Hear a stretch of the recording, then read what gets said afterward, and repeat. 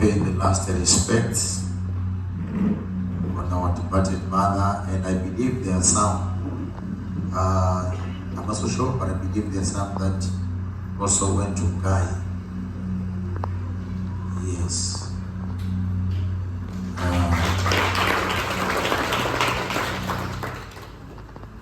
We prayed,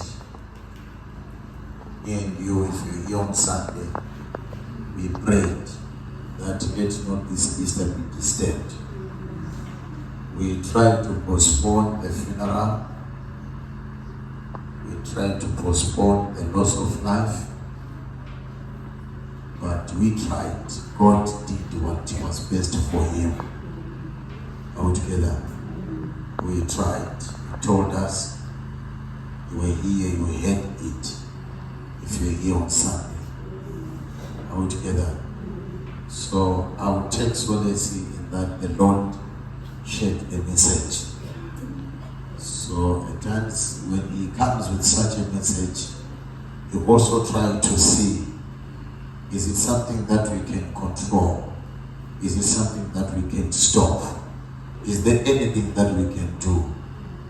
If there's nothing that we can do, you have no choice but to accept. Are we together? Yes.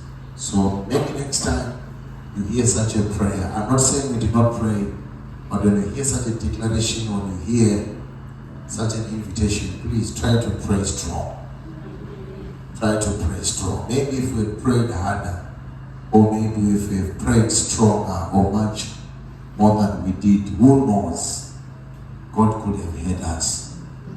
But in situations where you can go on and fast, you can go on and put on a sackcloth, or you want to pour ashes on your head, having fasted, believing God for your church, because you are told that by fastings you can break a yoke, by fastings you can push a mountain, you can command a mountain. But David did it. With all that prayer and fasting, sackcloth, ashes, dust, still he lost the son. And thank God for David, because when he lost the son, he did not demand answers from God. He knew it was time. God has decided. So if you're given a platform to pray on situations like these, please, let's go on and pray. Are we together? Yes, it was just unfortunate that even the Monday morning, any hours, if you're here on Sunday, we spoke about a break in. And then we prayed about the loss of life. In early hours of Monday, Pastor Fran was called by the alarm security company that there has been a break-in the office.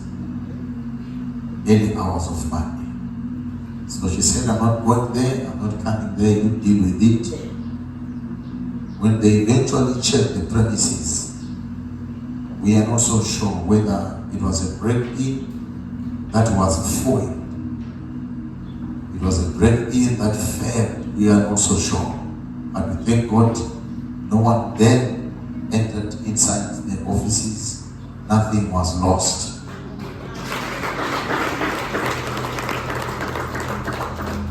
So I believe your God made you to know of it, and your God made you to pray about it, and your God gave you victory in some of it.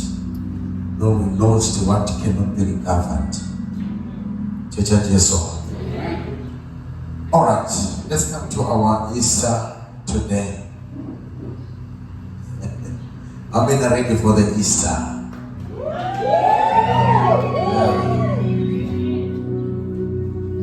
We are going to read from our theme scripture. We are not going to take time here.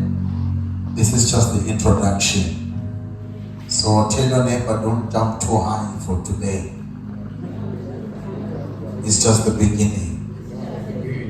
Yeah, but if you feel like jumping, you can go ahead. But I promise you, this is just the beginning. Yes. Matthew chapter 22, verses 14. For many are called. For many are called, but few are chosen. All right. Then went the Pharisees and took counsel how they might entangle him in his talk.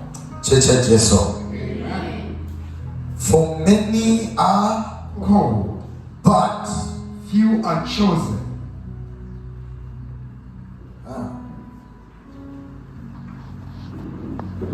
And our theme is the chosen ones. And you look at this building right now, the people that are in the building right now, are they many? And then you wonder, look at it. How do we have an overflow tent and all of a sudden we can't fill up this church? Yes, there may have been some eventuality that could have taken place, but is it not prophetic already? How many people received the invitation? It was all over social media. It was all over on our social media platforms. Are you telling me all that are not here, they have gone to attend the funerals? No. They decided, they said, no. They think they decided and said, no, we're not going there today. How can you go for a service that ends at 12? We are going to go to this one powerful one. Yet there's one thing that they did not know, that many are always called. But if it is the life of the gospel, it has to have the few that are then chosen. Are you aware that God did not create a man to have a man enduring sickness, to have a man enduring disability? God wanted people whole. God wanted people free from diseases. But even if God wanted people to have diseases, to not have diseases, but the devil will tell him, God, you own the heavens and the earth, you gave it to men. And for me, after the fight with Michael, I was thrown to the earth. I'm going to bring sicknesses upon the people. And Jesus says, when you then pray, you say, let your will be done on earth as it is where? So the devil is simply telling God that, hey, your will will happen in heaven. When it is here, my will will take place. And we have people getting sick. We have people getting sickness. We have people taken to hospitals. We have people having different conditions of sickness. But with those sickness, God then says, I can't sit here, watch these angels here. I'll rather give one angel some authority that it goes down to the earth. When it gets there, it's not going to go everywhere. It will have to go to Solomon's porch. And when it gets to Solomon's porch, there is a river there. There is a well there. This angel has to go down and stir the waters so that people may receive healing. And when the angel comes down to stir the waters, it stirs waters for people to get healed. But for people to get healed, they have to be cast into the water first.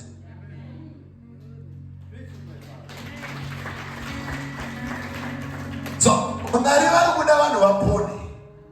Mangariva achida vanhu vapone nokubvumidza ngirozi dzavo. Kuti chiburukai makatakura grocery kwete rekunobika paEaster, but grocery rehealing. Kune variko vane mamarriages ari kurwara. Kune variko vane moyo iri kurwadziwa. Kune variko vane mabusinesses asiri kufamba zvakanaka. But ngirozi ngaichidzika pasi. Kana yasvika inofanira kuenda panzvimbo inonzi Bethesda yepagospel life iri pasati peIhlati. Enda unovhokodza mvura. Vanopona havasi vapinda imomo, but vanopona nevatanga kuwiramo. Congratulations, watanga kuwiramo iwewe.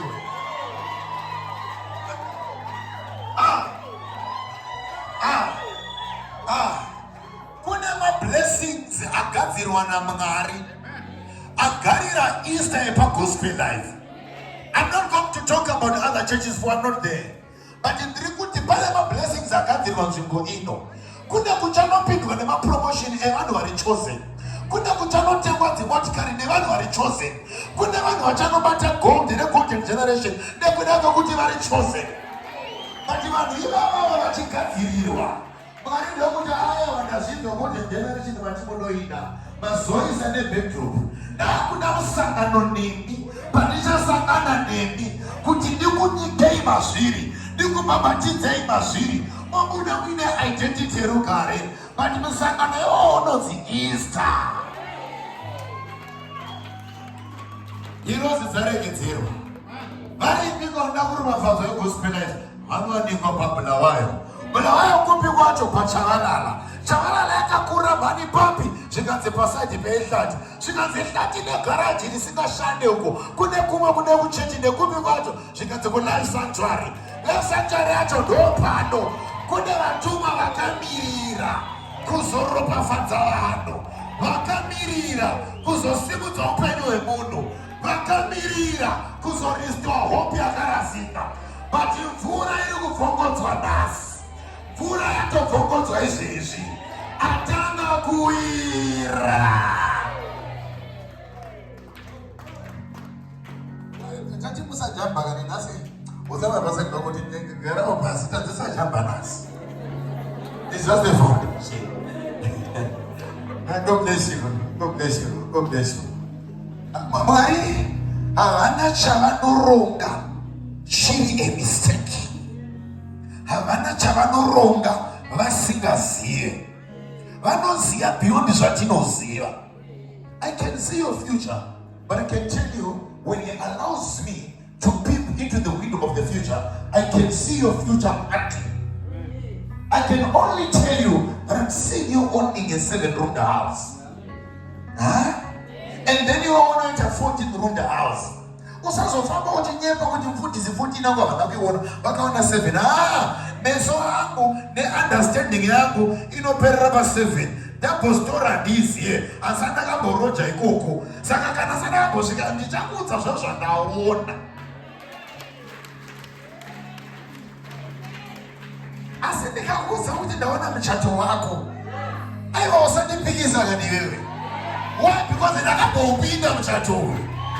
Inoiziva feeling yacho, inoziva zvinoitika kana yakuda kuuya, inoziva kurambwa nedzimwe hama kana muchato wakuuya, inoziva kushota pegrocery kana zvakuitika. Nezuva racho rinogona kuita serona kuna mvura. Saka ndakuzviziva kuti ndikaona iwe wakapfeka zvichena, makora akavhara, ndoziva kuti ura rufu. Rufu ndinoruziva, uyu ndowo muchato wake uyu. Endoona kuti mapandiko vanobvongodzwa mvura. Nemaindibvunza saka munhu waMwari, pamunoona munhu achifamba nemota munemaona chii? Ndichakuudza kuti ndinoona machobokere ake. Ane nguva yekuomerwa, but achishingairira kushandira Mwari. Ndakamboriparidza vhangeri, ndikaribvira kuCountrypark Mpumpini, ndichirikwirira kombi ndisina mari yekudzoka. Munoziva Mwari here? Ndisina mari yekudzoka. Uchinoparidza makandeni kuti unoburuka kombi yemutaundi, wocheka futi netsoka. Ndava makandeni iyoyo haina mota inoenda ikoko from Countrypark. Ndourova ndinoriparidza ndisingatarisa kuti kuna ana gogo vega. Ndichivaudza kuti ana gogo wei, mungarava vanosimudza, mavendenya achadya nyama, mavendenya muchavakadzimba, gogo zvezvenyu zvichabuda chete, uchatenga dzimba, uchiparidza uri pamba palandlord, uchimudza kuti achavakaimba. Kusakwana kwakaita sei kwakadaro. But gogo ivava, you ask my girls, you ask gogo wacho baba makandeni. Panaiparidza anga ari landlord kudhara, but anga asina musha. Rarohwa redzimba risingati handiendere mahara. Kundoendepi vanagogo ndovaparidzirwa, ndakutokoshana pana gogo ivava. Handinamboda kubuda nepahwindo, gogo vakanova musha. Vane musha vane pamutaundi. Rikuti kudii, handina mafanzi zvandinotendera kuti ndambouya kudai ndakaigadzirira yomirira imwe ncheya isipo, iye ari pano iyeye. Zvinoparidzwa panapa haisi mistake. Zvinoparidzwa panapa zvaufana kuwana iwe, zvaufana kuira kwauri uchibva pana munhu waMwari. Enda paine gore rinokuperekedza, enda paine gore renyasha pamusoro pako, enda negore rekubudirira pamusoro pako, nekuti watsika mvura ichangobvongodzwa. If you can hear me, celebrate your Jesus.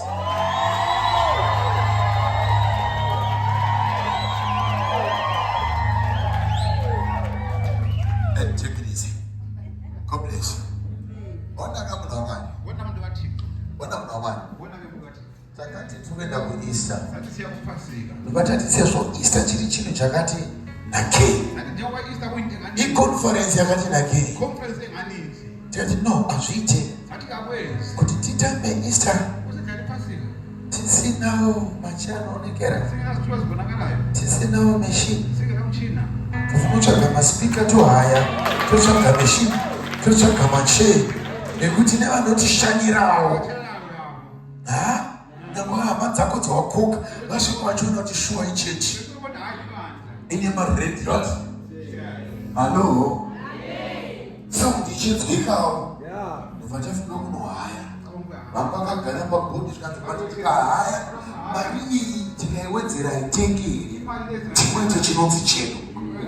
Ndipo vashinga vanhu vaMwari wana akasimuka panapa tikati kuda kutsvaga mari yemeshini vanapa, akati ndiri ndega nemhuri yangu nda kutotenga meshini. Akatiziva kuti zvichafamba sei. But today I'm preaching here. Someone seated in the brand new chairs.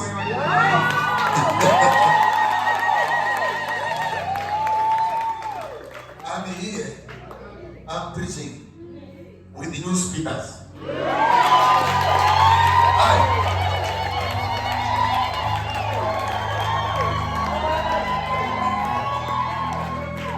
Hello? I'm preaching with the new machine.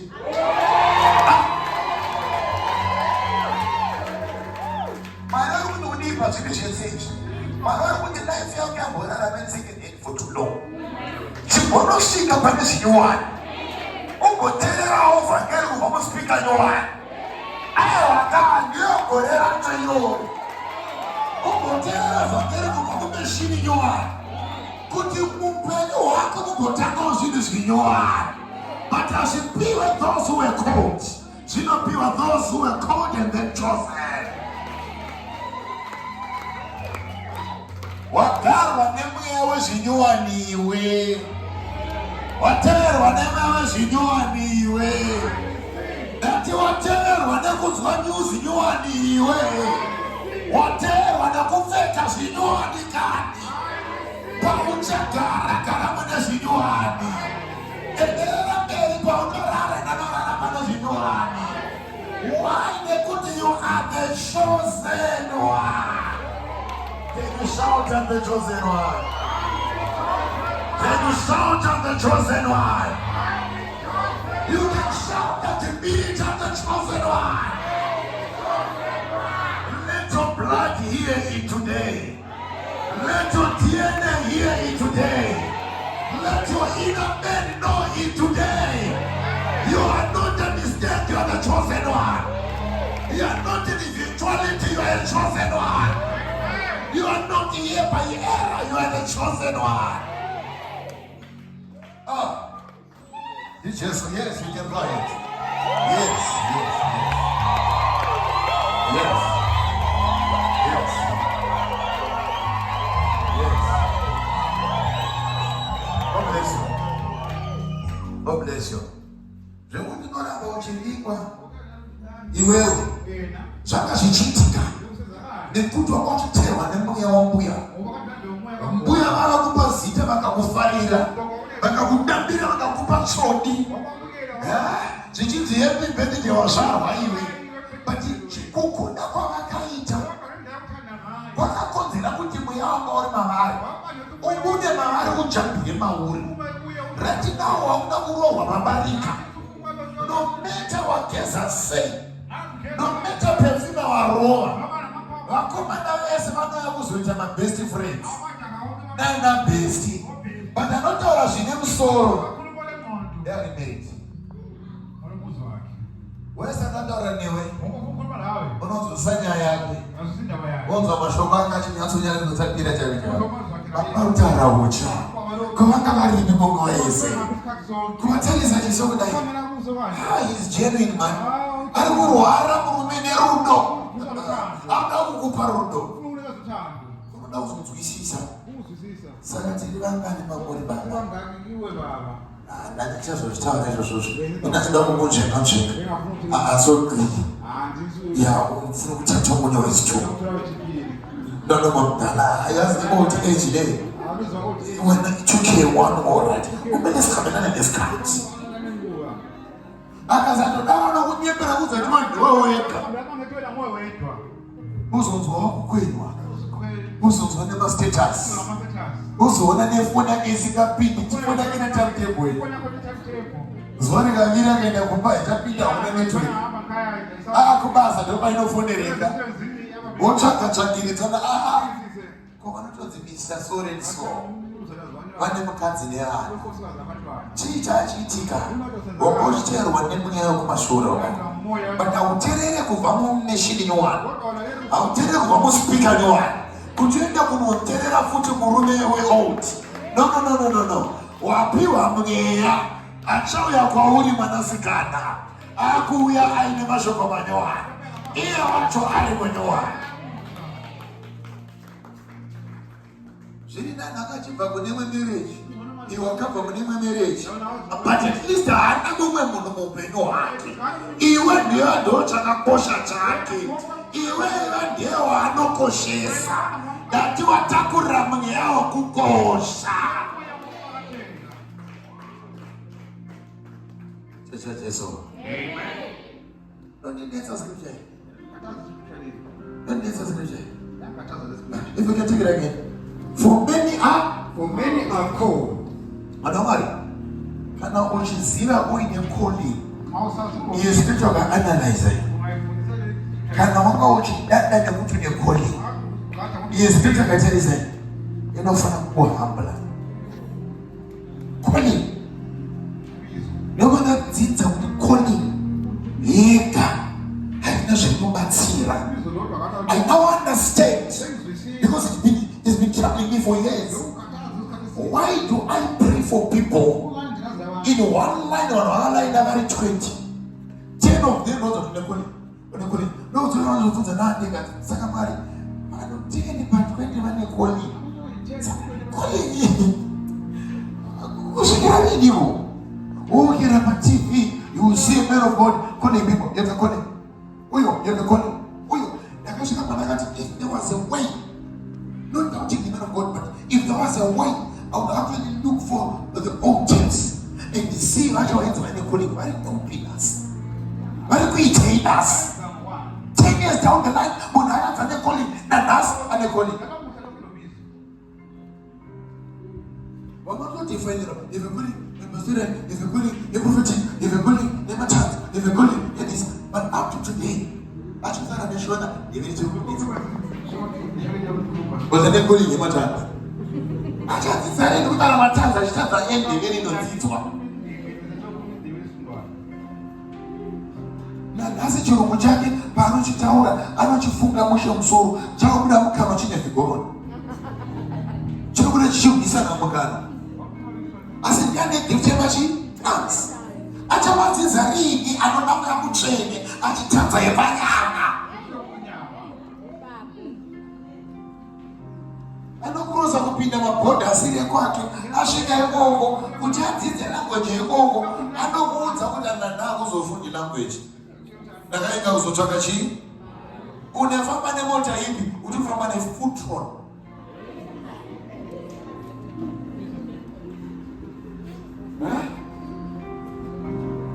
uchiri typist nanhasi but vaunodzidza mari yavakazoita nelanguage yako ndeipi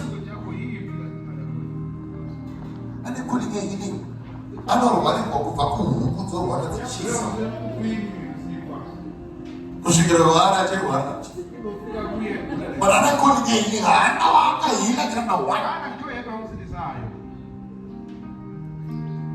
If you call it. She could even know you are noise. Can a matter of who not to you're born a lady, which you want what she's actually a lady. It's better. We can confirm that one. Yes, man of God was born a lady. You rather tell them that you, that's for you. Your father and your mother were in love and you were then born. You rather prophesy that. But I would pick this all that no, it's because some were born because they were raped. You were born because they were loved. Hello? Amen. Calling. Until when we've been told that we've been calling, then what? Church. I would not calling.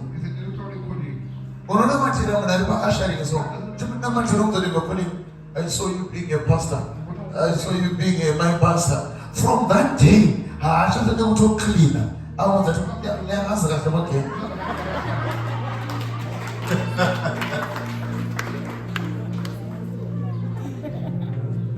Binalo, there was an Italian. Didn't we have here? Didn't we have here? When I got a chitty Asha, didn't we have here? Then I say after me, oh man of God doesn't miss. What generation mean that no, the whole of me. I'm going to be Mrs. Pastor. I'm going to be a pastor. Every time who knows what she crying. She knows the one after 20 years. From 10 hours of your calling. What got you here?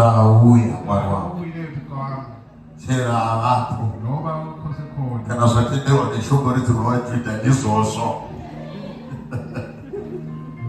Why? Because calling on its own, I want to tell you today, calling on its own, it's not enough.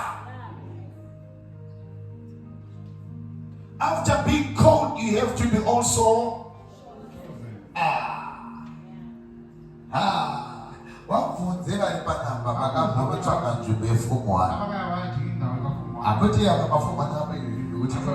don't know what you want to do, but I remember when I'm going to look for a phone one place for my game. Takatushika T9, yeah, that's not my thing. Still, Madame is so much a baby. You know, Takamiana, Takamushika. Then you come in, kill up. Let me know for one of them. I didn't want to pass a man and I didn't want to avoid a mushroom. But no one is a calling you to put them for one. Tikaenda kukoni for one. Tashika kukoni kazi udofu wewa. Apa koni wona. Wafu zaka chama interview. Makamba na shandira afambele manambe ma interview za ita. Interview anakuwa muganga rota tune interview. Kude advert kabuda. Advert yeka was a calling. And they get a qualification for the calling. You dress up in the morning because there's a qualification for the calling. Now don't go to another calling. Now go to a kumba or you are a calling. You go to call you up. If you see us calling in 2 weeks, then it's okay. But after 2 weeks, you can actually look for another opportunity. But what I can calling here is also about Sira.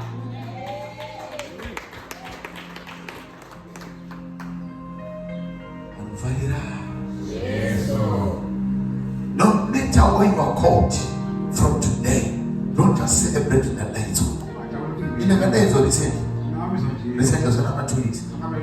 The days were cool. I don't sit there today. But you the ID, no longer going.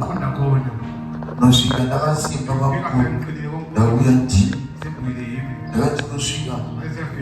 Come Kuruba and things. He can call it in one cool. Nagasoba and things and things like a serena, what you put a dama. I was in a Mukuru, but I can want to dash a coding in Sheda down. What is a delay? Yakubi. But no one knows Chicago. One of Korea Matari.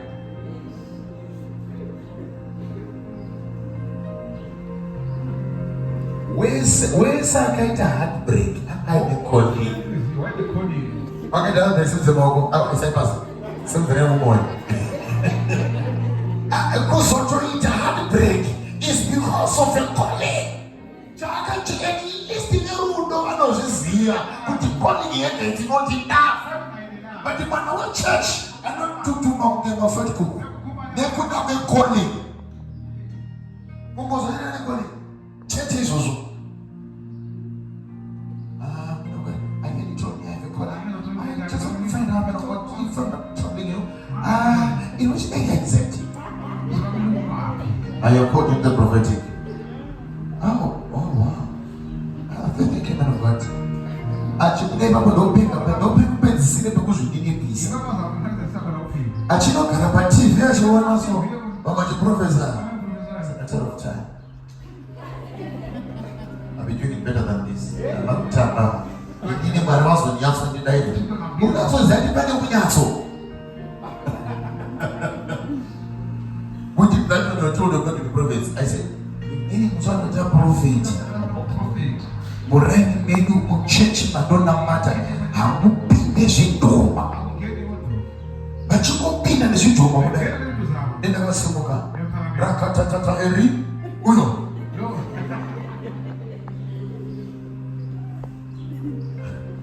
but right now I'm here.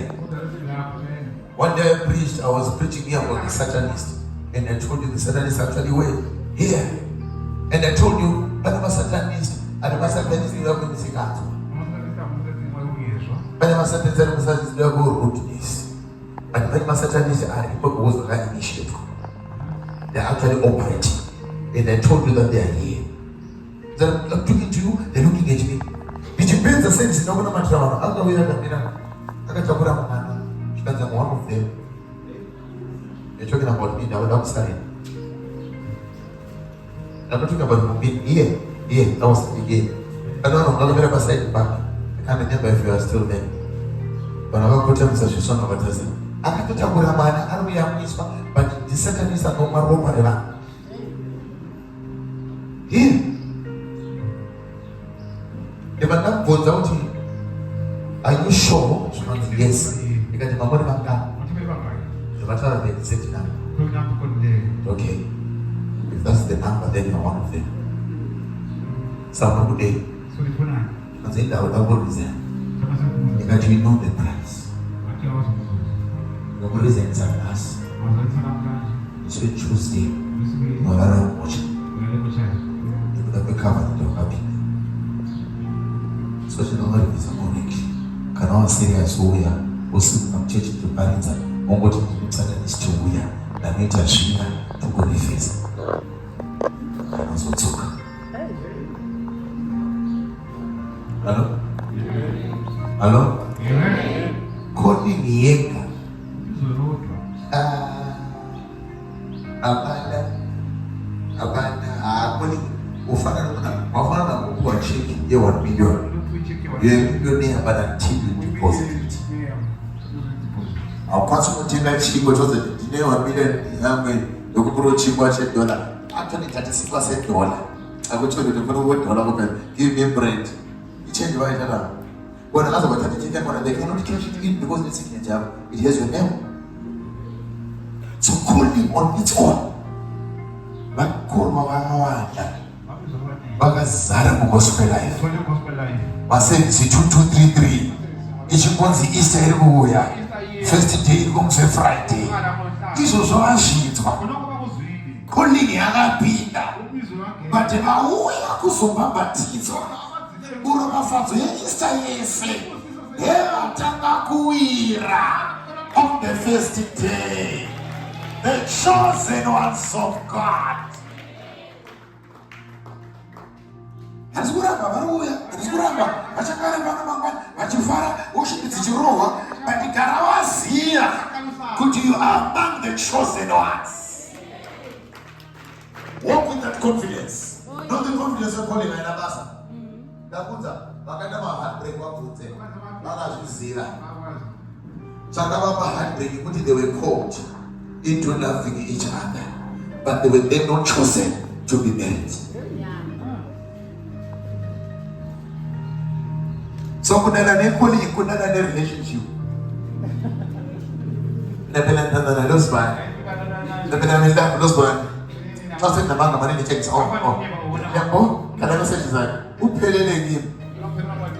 That's not marriage, yeah? Hello? Hey, Mr. Man, that's not marriage. You would not run the most beautiful and the cheese of woman. I see chosen equally. You have seen it in social media. A guy would actually go on his knees. Actually saw the other one who actually bought a car. He bought a car, he bought some flowers, he was on his knees asking for the hand of the lady in engagement. I was like, don't talk like that. What happened with Farina? She was ready to return the keys, the car keys. She was ready to return the flowers. She was ready to return everything because she is not choosing this one, but she called you.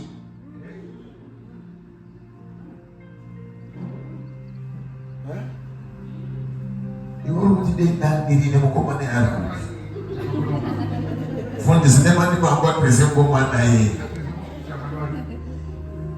I did not come more time after my house. When I'm not a topic like this, Raku can the boy.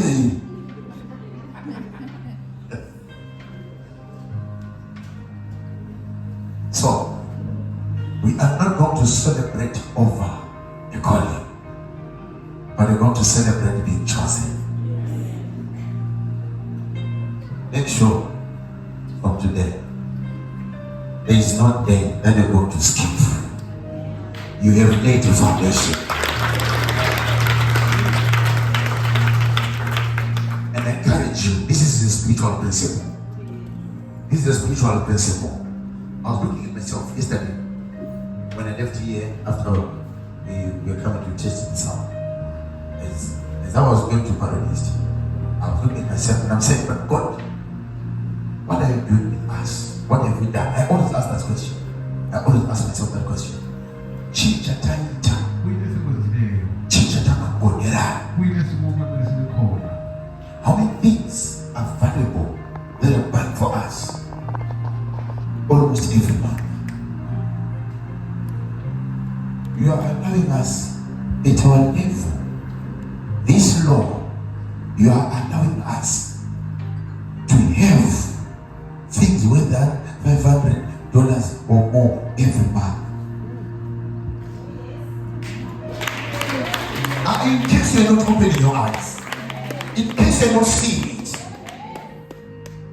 German will spend more than 500 in this ministry. Quotas are few and everybody says it. Not talking about few, not talking about other expenses. So I have a big Sunday. No. Something that we buy, it comes here. January it was more than 500.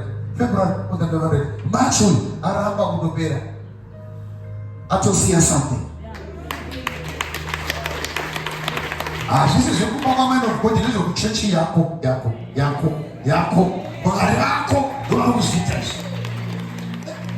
I was trying to understand, so God, how do we transfer this to our homes? She take up the Mazedo. Sorrow. Whether or not every month they can something to Simoka. And then I will change the TV from 32 inch, it's enough for 50 inches, it's okay. From 50 inches to 100 inches, it's okay. Hello? I'm asking God, why are you doing this way? Take it easy. God bless you. I'm asking God, so change a tighter because I just go funzira. I just go see joy. But this thing I see. Could you change it to my life? You got to see how this was what you make it. So listen. And where you took me to, you will not understand this. But it's a principle now. Where you took me to, he took me to to the services of my father, Apostle Joy. Every time I go to attend the service, every Monday I travel there. Every time I travel there, you know, every time, you know, she can make a change in something.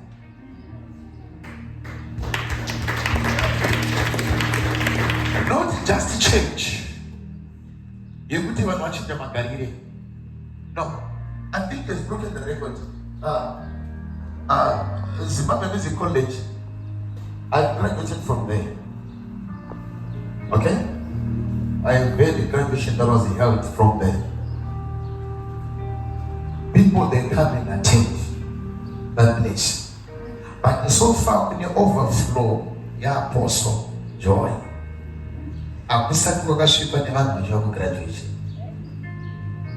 The sound system irimo mascreen akarembera ekuti ugare uone scripture easy chete izvozvo kufuka zitv unombodingira uzoverenge mascripture chete iwewe. And I'm visiting them over and over. This program last week, I had to raise them and I told them, if you youths are going to be serious about ministry, come and get the blessing. Why? And I told them, to get a project in order, 50,000. No, not mind with the anger. I just see 15,000 now. You go to Pastor Tuzo for the city, right? I also need this.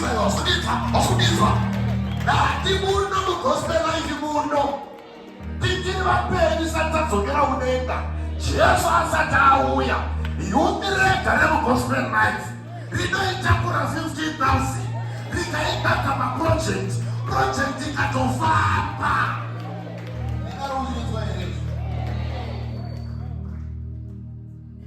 So I'll be meeting them very soon. I just put down about married over no Garama with that boy.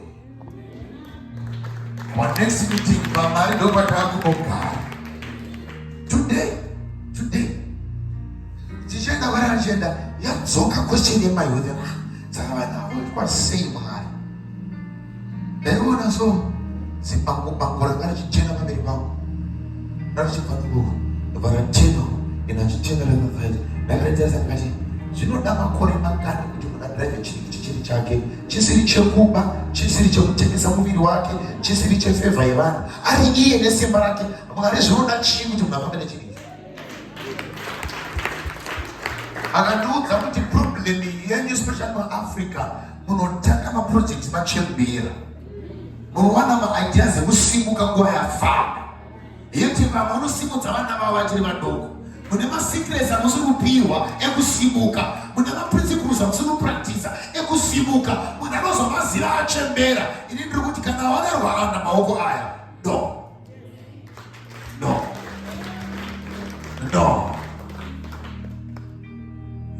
A lot of youth right now are busy about finding the latest drug, the next car. Are busy to find the latest guy, and no more the latest guy, never change about Evanzir, I don't know to joke, but I'm from so much business up. And from my station that I and then the latest guy out of Chaka, a guy flew into Churungu, a guy, and then match at the Nochisa, a guy, and then skill and a chi, a guy. Ukamugira kutane jutareta pachechi yekuti akaita mana patese tinosimuka womudira izvozvo usatwa kwana ukamunda musikana because ane zvaari kuita muchechi zvinenge zvekuti akaita vanhu vese vanoti ndeva handizo zvamunodya kumba renda ibhadhari nekumhanya mapamba atengwe neizvozvo ane madhimoni akomba kwake unozvimananidzana vamadhimoni mukafambese muri maromo. You need to be given what it takes, what will make you a better person. Wosimuka uchiri mudoko. At 30 years, 35 years, unofana kwa utaka kugadzira kuti at 40 years, wakurwa zvako pension yako. Ma systems achirana. Inakudifa here.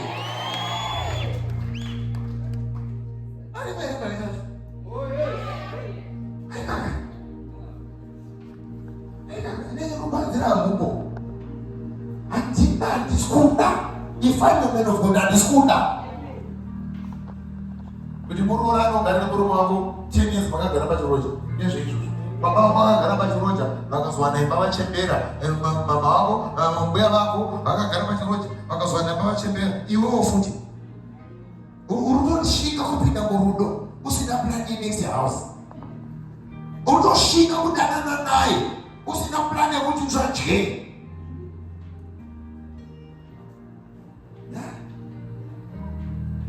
ino conference ini ndeyakristu. In the chosen ones, not in the called ones.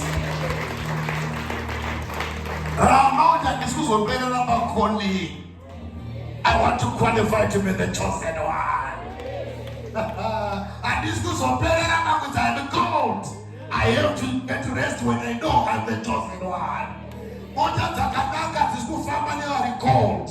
What does Takataka to family are chosen? Vimatatu takataka tisikugara wadari called. Only nieka inambasa. Bado ese bade calling. Bade chosen those are the few.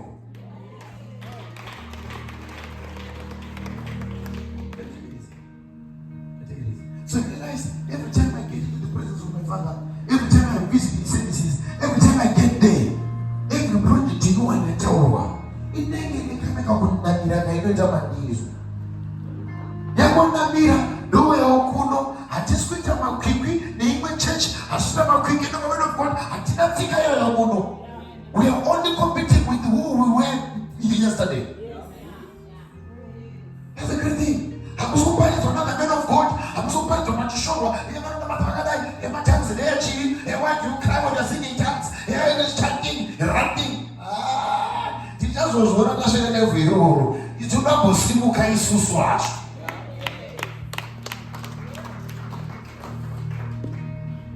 We have the question that in the body of Christ. Why is this damn church? Why is this damn church? Church anakurisa.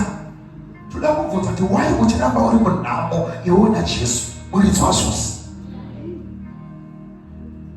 Why church ichiramba ichiprova ichitenga sauti iwe phone yako iwe ichifa speaker.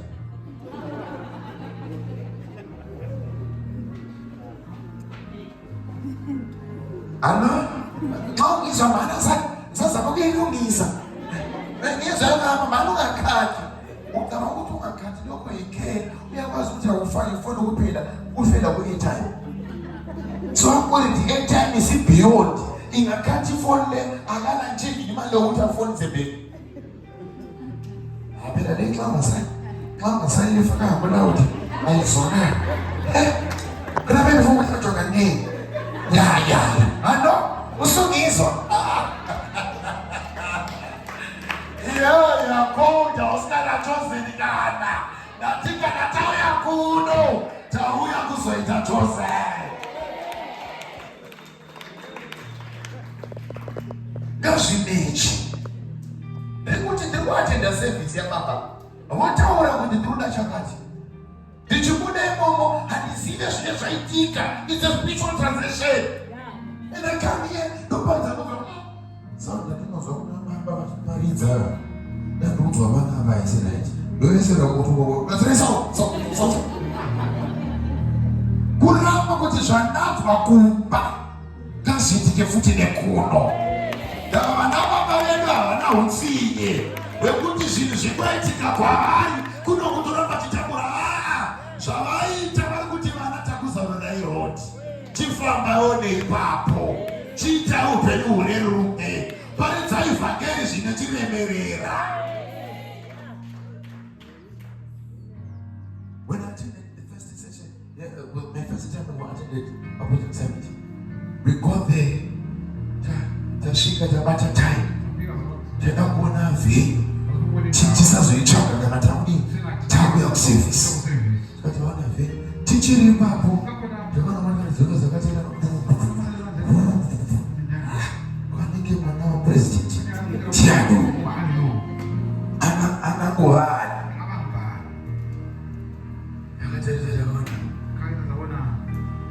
Unotaona papikicha.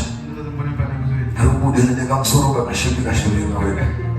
Uyo karumuna wakamona kwa white. Uneka discover kaneka chi. Yona ayo shasha. Uyo mwana ndiye apostle. Wow, we are blessed for manaba. We felt the blessing. Uruka mamari apenda mukati muchechi. Andiri busy nongedza yazira right. Yeah. Never number the this place, this conference, more than 2,000 people. Around 4,000, 2,000 on the first day. 4,000, 5,000 people are coming for this event. Men of God watch, and never 5,000 are won't tell here. But who feel with a phone number? Are we able to change that data? At Basira Mukazir. You need data on the two. The Raraku Managa Barako, I'm a man of God. You know, I'm going to change it. Oh, bitter. They are cold. They are not chosen. They are cold, they are not chosen. Tikisha, c'est comme un gros souhait. On a un gros souhait là-bas. Musulman to Moses was a spy. How are you, Bishop? Could they take me before? So the children will be bright. Can I be ready to be Jagana? In that Manawan, your groove, I would not change it up with the Manawan. I don't know it. Rumudan America can sit down. Now, no, and 3 minutes doesn't do what? 3 minutes doesn't do what? They just say, Marubudan Divali. But they may party and go to the Pastor ready. As well as track they really mean inside. I don't put that power vacuum. What was the different robot? What was my phone and another safari? What you could call it is another fire. Oh, fire on a body. I don't know if you change over there. The transport, you could say that there was. I think I said come against what? Yes, I'm transporting a Sunday soul. I'll see what I'm going to do.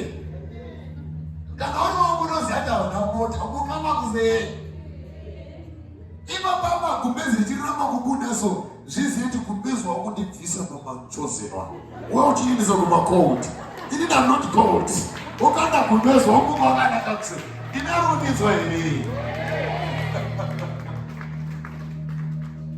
you can't live in pointers nongeza but a failure atina sekuma yundi tichageza na madam tichasuka nazo kanakanda atizuru kushanza rafu azokoshanza grip but tichashanza results na shamba ya 4-5 macho wana results iwe gadojo wana saka problem aisisi kuna magari problem aisisi kwanza ekwedo problem aisisi magade yenga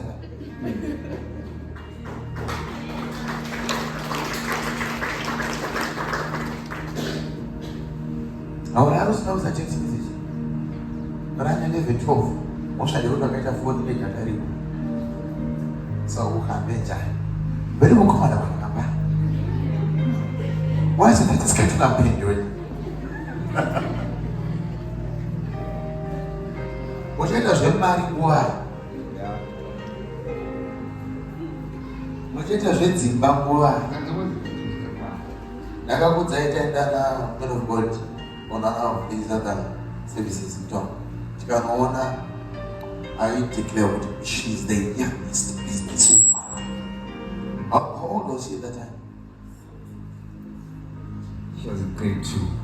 How old was he? How old was he? 6 years by that time. Before she went to grade 2. The first time before they came here. She is the youngest woman. I told her salary three, my families. Tikatuona mama varipa salary yake. Chana mama, ndio mama kuruzu. But don't never know in the school. But you already spent in grade 6. Then I got 6 years old. This week I saw her in Harare. That little girl. Pakamira Baba Bakapa, Pakamira, another authority there. Yeah, but I certificate. yekurana business chaparara asati asvika 10 years.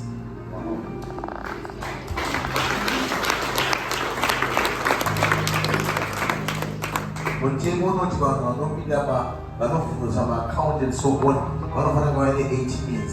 Iye haana vana nebank account rakutooresa vanhu.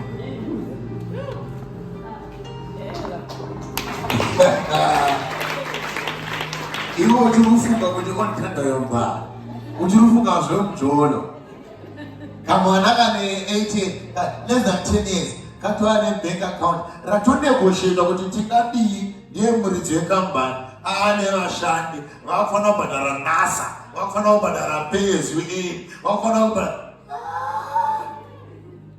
ndokwatauye kukonference kuno tikufanira kubva pana machineka mhepo kanotitevera uchinobata chaunobata uchinobata chaunobata kubva pafoni yako ngaitange kurarama. Kana kuchechi kuenda spika kwayo foni yako ngaite spika kwayo. Kana kuchechi kuenda TV yako ere kana vesi nati screen yefoni yako ngairege kubandedzwa iwewe. Kana waenda wakachereti nati baba vako ngapaitewo sofa rakanaka zvinoonekwa kupi kumachosen ones.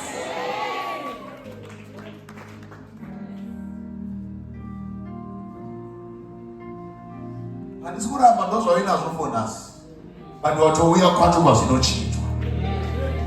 Handisi kuramba ndokwavakazvarirwa pauramba vanhu vatouya kunochinjwa adresi.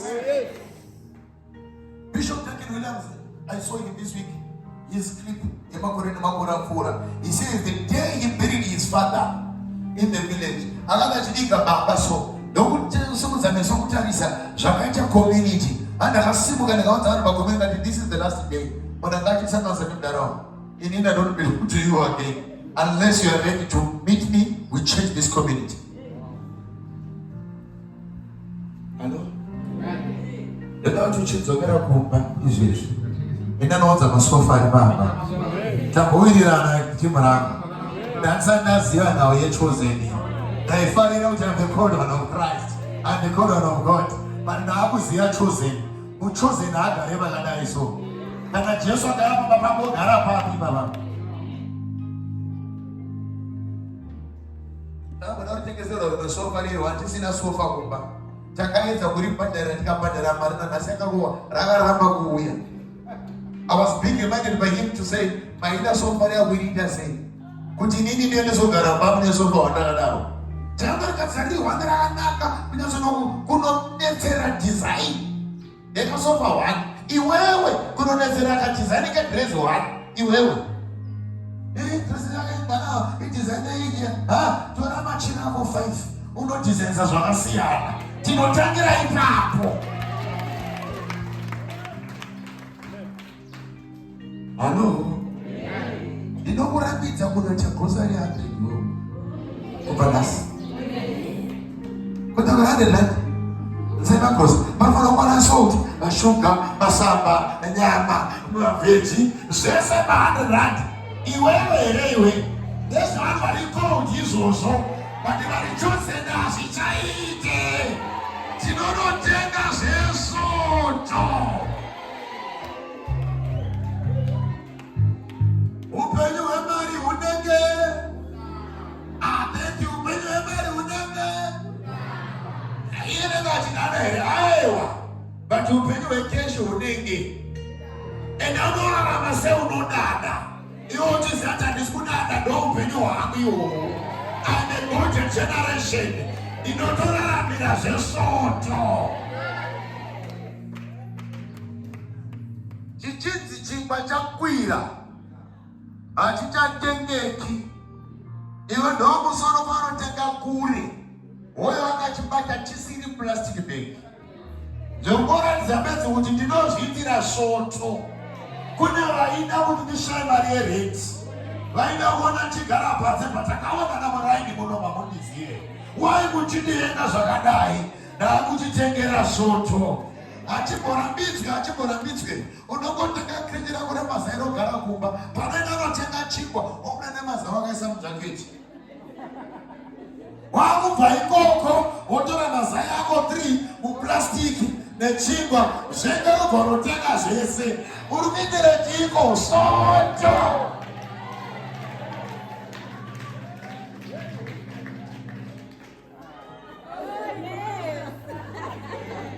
Nei.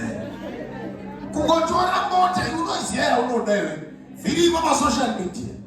Kungoitora mota wabvunza masocial media kuti ndoisa number plate rakati chii.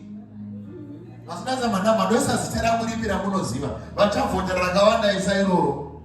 Vanosiya mazita vanotanga kubvunza watenga mota. Watenga kubvunza vakachemwandipai zvezita. Ndiri kuda zita. Chinokurambidza unozembera pamota. Kungonoizembera so. Ozati gore rino vakaramba sei. Asi ndise zvarinazvo. Zvaita chete. Muchimona ndakadai. Last year ndaka-attenda maconference 2. But ndisiye ndazotanga neyekutanga. Saka zisiye zvichaita ndakutoatenda SR3. Kana ndama-attenda uyu nemotanga mhenonga vanoenda indruenda conference.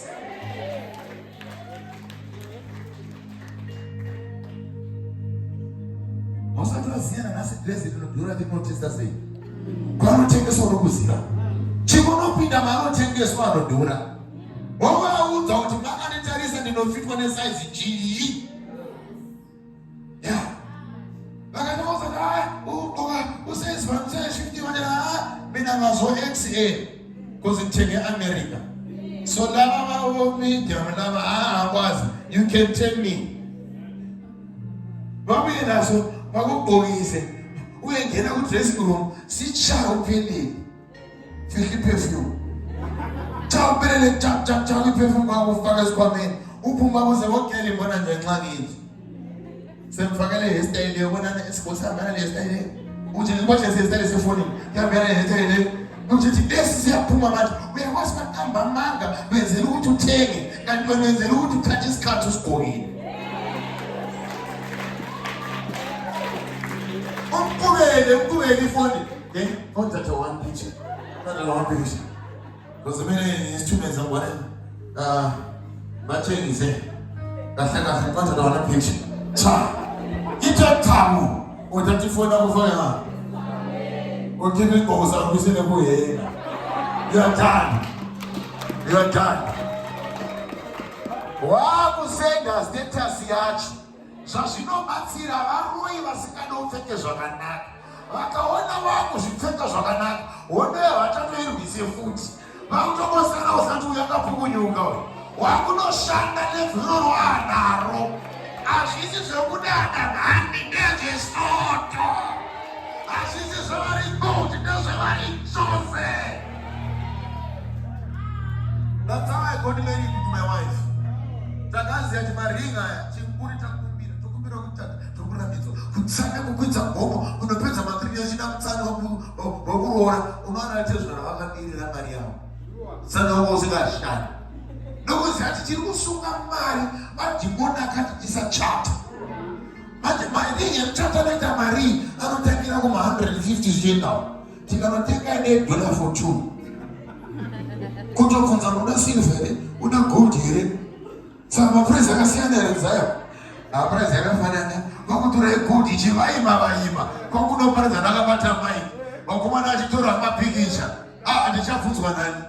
Hama dzikatsamwa akachata asina kutiudza akachata asina kutaura inini hamuzi paakazondibvunza kuti wakachata musina takati ndingochata musipo handingochati varoi vaisunga muchato vakauregedza vakutoti auya achata vazounzwa wabuda makadhi emuchato akutenderera asati achata vamwe ndobva varovha kuti uye kumuchato ndikati good one.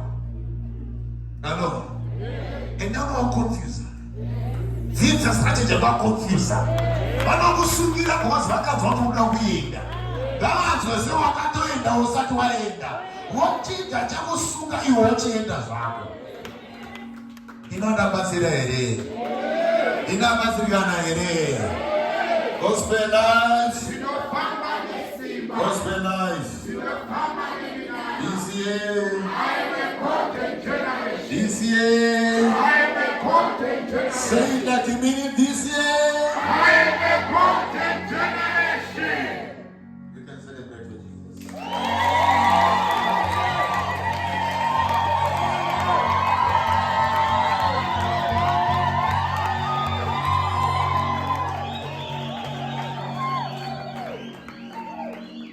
So let's go home.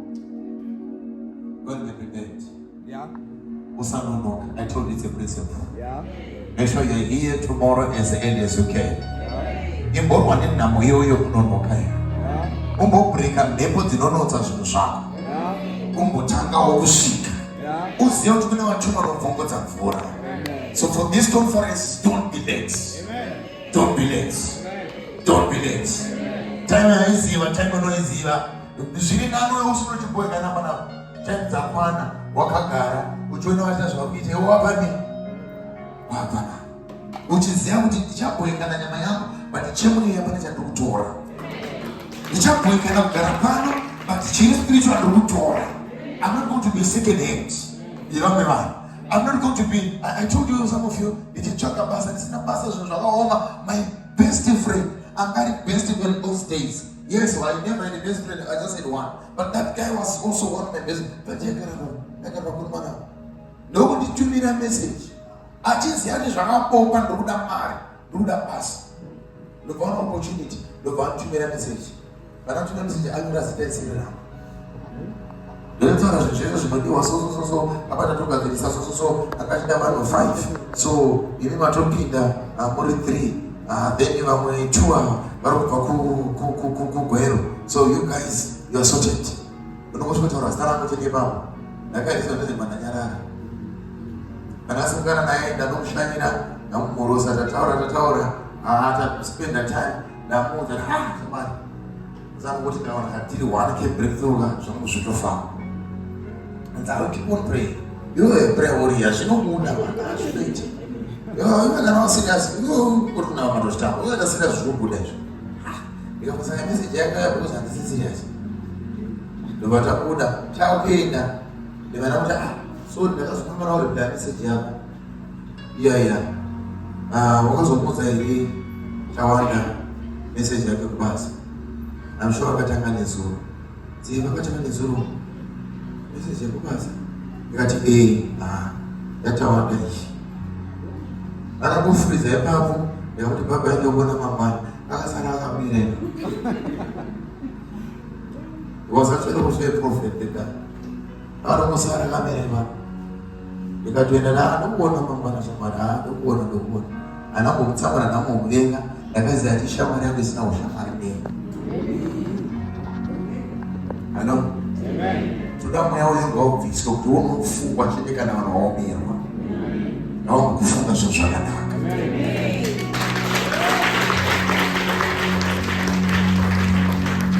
Pazvinenge zvisina mari vanofunga iwewe, pazvinenge zvakubhadhara vane munhu wavanohaya, nepo iyo gaidzinge pakonferensi.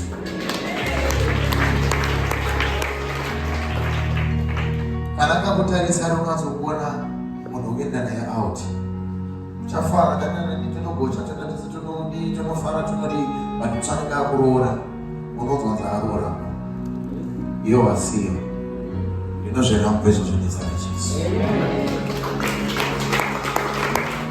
vanobuda gera ranaka zita rako ngari bude pekutanga vanobuda zvinofamba rako zita ngari bude pekutanga. May God bless you. May God prosper you. May God remember you today. Throughout this conference, may He remember you. May you be baptized today. May you be baptized again tomorrow. May you also receive baptism on Sunday. May you be baptized fully. That whatever shall come your way will find you qualified.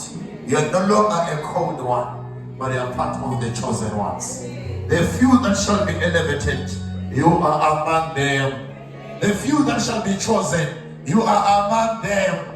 The few that shall receive the testimonies in this conference, you are among them.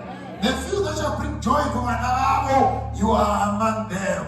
In the name that's above every other name. Amen.